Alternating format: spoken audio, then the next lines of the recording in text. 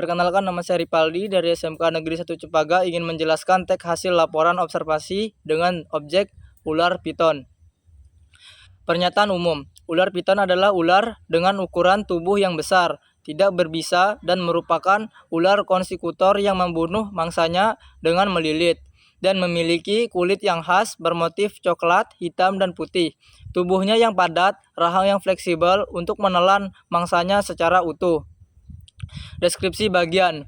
Bentuk fisik ular piton. Tubuhnya yang panjang, padat, dan seringkali besar dengan kulit yang memiliki berbagai pola seperti coklat, hitam, dan putih atau belang-belang. Kepalanya umumnya berbentuk segitiga yang berbeda dari lehernya serta memiliki gigi yang tajam dan melengkung ke belakang untuk mencengkeram mangsanya. Taji kloa, ular piton memiliki struktur kecil seperti cakar di dekat pangkal ekornya yang merupakan sisa-sisa tungkai belakang dari nenek moyang mereka yang mirip kadal. Lubang inframerah. Piton juga memiliki lubang sensitif panas pada bibir atas dan bawah yang membantu mendeteksi mangsa berdarah panas, terutama pada malam hari atau kondisi gelap. Rahang fleksibel. Rahang fleksibel ular piton tidak kaku tetapi terdiri dari dua tulang yang dihubungkan oleh ligamen elastis ditambah dengan tulang kuadrate yang bergerak bebas, dan ini memungkinkan rahang dan mulut merenggang secara lebar untuk menelan mangsanya bahkan yang lebih besar dari kepalanya. Makanan ular piton. Berbagai hewan tergantung ukuran yang mulai dari hewan pengaret, burung, kadal hingga hewan besar seperti babi, rusa, sapi, dan buaya. Hewan kecil, tikus, burung, dan kadal adalah makanan ular piton ketika masih kecil. Hewan besar.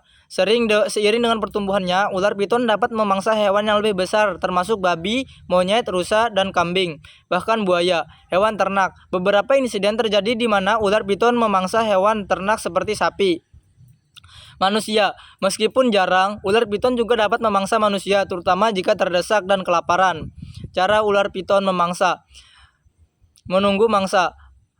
Ular piton merupakan pemburu yang sabar, seringkali bersembunyi di antara dedaunan untuk menunggu mangsanya yang lengah lalu melilit dan menelan utuh mangsanya.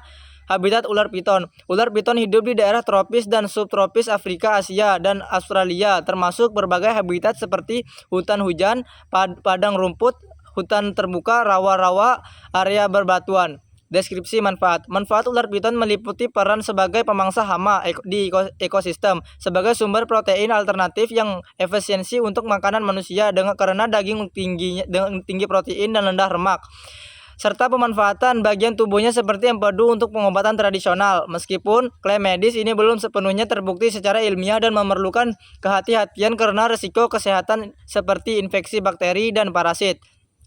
1. Peran ekologis pengendalian hama. Ular piton adalah predator alami tikus, kelinci, dan hewan pengaret lainnya yang dapat merusak tanaman petani. Menjaga keberadaan ular di lingkungan sekitar sawah dapat membantu hasil panen yang lebih baik. Sumber protein dan makanan. Efisiensi pangan. Daging ular piton kaya akan protein dan lemak. Tak jenuh, menjadikan sumber protein alternatif yang efisiensi dan berpotensi menjadi pengganti daging hewan lain seperti ayam dan sapi. Peternakan ular.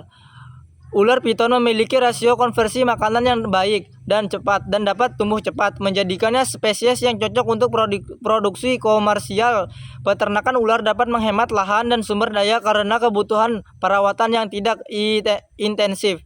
Manfaat pengobatan tradisional. Manfaat pengobatan tradisional tapi perlu hati-hati. Empedu ular dapat dipercaya untuk mengobati berbagai penyakit seperti nyeri perut, wasir, disentri, hingga gangguan mata. Namun, mengkonsumsi empedu ular membawa risiko karena dapat menjadi sumber penularan bakteri dan parasit. Daging dan darah ular. Beberapa tradisi mengkonsumsi daging dan darah ular untuk meningkatkan stamina dan vitalitas pria atau sebagai obat untuk penyakit kulit. Klaim ini belum memiliki bukti ilmiah yang kuat dan perlu diwaspadai karena risikonya. Sekian dan terima kasih.